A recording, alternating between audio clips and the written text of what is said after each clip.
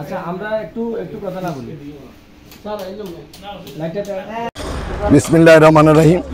আমি আজকে থানায় এসেছি একটা কারণে। আপনারা অবশ্যই জানেন বাংলাদেশের প্রত্যেকটা থানা আক্রান্ত হয়েছে, সেখানে সেই আক্রান্তের ভিতরে আমাদের দাগনভূঞা থানা পড়েছে। যেহেতু এখন একটা বিশেষ সময়, এ সময় থানায় কোনো অভিযোগ দেওয়া বা থানায় কোনো মামলা নেওয়া এই থানার পক্ষে সম্ভব হচ্ছিল না, কারণ এখন সব কাজ হচ্ছে অনলাইনে, কম্পিউটারের মাধ্যমে। যেহেতু কম্পিউটারও ভেঙে ফেলা হয়েছে, আমি যখন ওসি সাহেবের সাথে কথা বললাম, উনি বললো যে আমাদের থানার কম্পিউটারটাও ভেঙে ফেলা হয়েছে। আমি দ্রুত আমার নিজ উদ্যোগে আমার পরিবারের পক্ষ থেকে একটা কম্পিউটার ওনাকে দিয়ে দিয়েছি এবং বলছি যে যত রকমের সহযোগিতা দরকার আমরা সকল রকমের সহযোগিতা ওনাদেরকে করব। আর আপনাদেরকে এই ফাঁকে আমি একটা কথা বলতে চাই, এটা দাগনভূঞা সবাই জানে, থানা থেকে অনেকগুলো অস্ত্র লুট হয়েছে।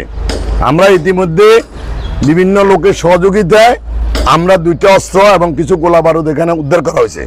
আমি সবার কাছে অনুরোধ করব, যারাই এটার সাথে জড়িত ছিলেন আপনারা দয়া করে প্রশাসনের কাছে এই অস্ত্রগুলো জমা দেন। আপনাদের বিরুদ্ধে কোনো রকমের ব্যবস্থা নেওয়া হবে না। যদি আগামী 2-3 দিনের ভিতরে না দেন, পরবর্তীতে প্রশাসন কঠিন অবস্থায় এই ব্যবস্থা নেবে। আপনাদের কাছে আমার উদাত্ত আহ্বান, যে নিয়ে থাকেন এটা একটি রাষ্ট্রীয় সম্পদ, এই রাষ্ট্রীয় সম্পদকে আপনারা হেফাজত করলে আপনারা থানা থেকে সহযোগিতা পাবেন এবং জনগণের জন্য কাজ করতে ওনাদের সুবিধা হবে।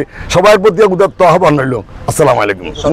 আমি একটা কথা এই বিষয়ে বলতে চাই, আমরা যদি সামান্যতম যদি আমাদেরকে থানা থেকে বা এখান থেকে বলা হতো, তাহলে এই ধরনের দুর্ঘটনা ঘটার সম্ভাবনা ছিল না। যেহেতু এটা হয়ে গেছে, এটা আমরা যেটুকু জেনেছি যে এটা বেশিরভাগ করে দিয়েছে টোকাই, মানে কিশোর গ্যাংদের টাইপের, এবং যারা করেছে, যাদের নেতৃত্বে করেছে, এটা প্রশাসনও জানে, আমরাও জানি, এবং আমরা মনে করি তারা তখন সুযোগ পাইলেও ভবিষ্যতে এখানে থানাতে নয়, দাগনভূঞার কোনো এলাকাতে এই ধরনের এই অকারেন্স করার কোনো সুযোগ ওরা পাবে না। এবং আমাদের সার্বক্ষণিক আমরা প্রস্তুত আছি, প্রশাসন যখন যেখানে চাইবে আমি এবং আমার দল ওনাদেরকে সহযোগিতা করতে প্রস্তুত।